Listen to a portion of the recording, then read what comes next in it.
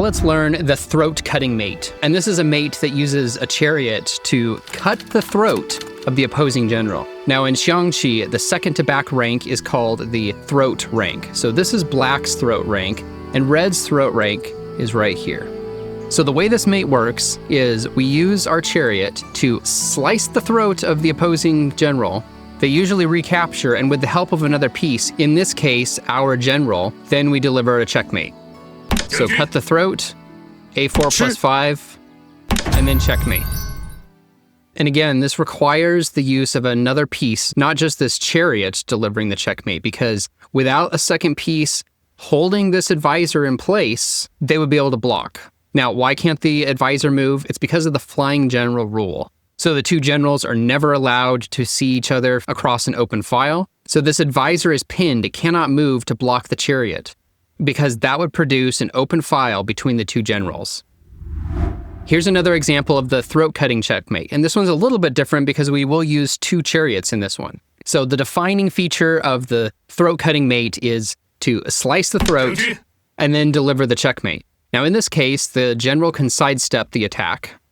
And in case you're wondering, no, their general cannot take our chariot because that would be placing them in check, because then there would be only one piece between them, which would be this elephant, one piece between them and our cannon. So the general can sidestep the attack. And here, using the feature of our helper piece, the cannon, we're able to push our chariot forward. Again, they can't take back, meaning the general has to move one step forward and then we can deliver a checkmate. So R5 plus 1, K4 plus 1, followed by R3 plus 6. Now here, the general can move one step forward, K4 plus 1, and then we deliver the final checkmate with R5 equals 6. And this ends up being exactly the same as the double chariot's checkmate, where the general is being attacked by one chariot and the other chariot is blocking off the escape path. Here's another throat cutting mate example. And this one is a little bit interesting because the opponent's general is completely blocked in by all of his pieces. Furthermore, we have our helper piece, which is the cannon, and the opponent's general cannot take us back when we cut the throat because our cannon is protecting that spot. So this actually ends up being a mate in one, where we cut the throat, and that's checkmate. The opponent's general can't move left or right, and can't move forward because of our cannon. Here's another throat-cutting mate that is pretty straightforward. We slice the throat, they can't take back because their advisor is pinned by our chariot, and we have our cannon in place protecting that square, which means the general cannot take us back either.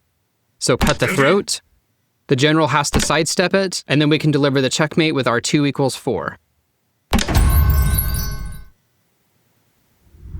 Here's another throat-cutting mate, and this one is fairly straightforward, but you should always try and calculate out as far as you can when you're doing these forced mates. So the first question is, does it matter which chariot we take with? And the answer is no, because no matter what, they're going to take back with their advisor. And then the other chariot is going to swoop in and take out the advisor with the help of our cannon, and then we'll deliver the checkmate from there. So we'll just pick one of them, R2 equals 5.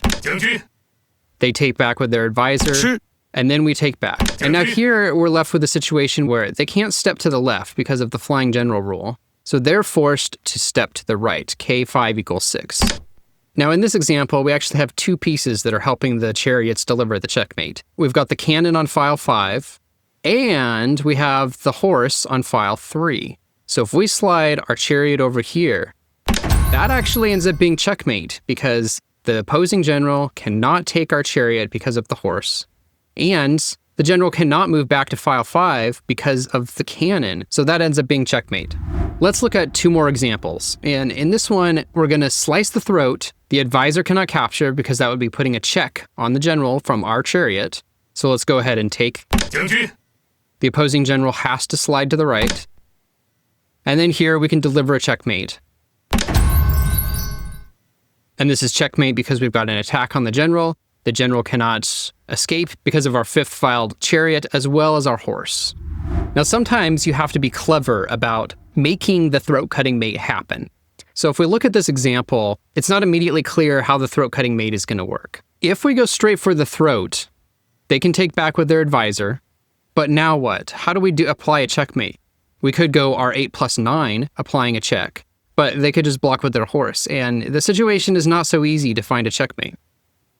It would sure be a lot easier if their general was on the fifth file. Because if that was the case, we do the throat cut, they take back, and the general cannot take us back because of our cannon. So the general will be stuck behind its own advisor, and then we apply the checkmate. So one way to make this happen would be to move our chariot R2 equals 4.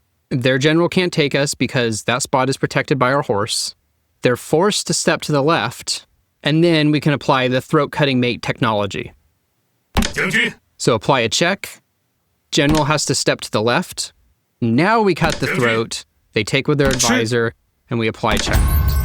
And again, this is a checkmate because their general is under attack. They can't block because pulling that advisor back would mean that there's only one piece, this elephant, in between the cannon and their general. Now, a minor variant of the throat cutting checkmate, known as the small throat cutting checkmate, occurs when you use a soldier or a pawn instead of a chariot to cut the throat. So in this case, we have 2 pawns that could theoretically cut the throat. One of them will lead to a direct checkmate, though.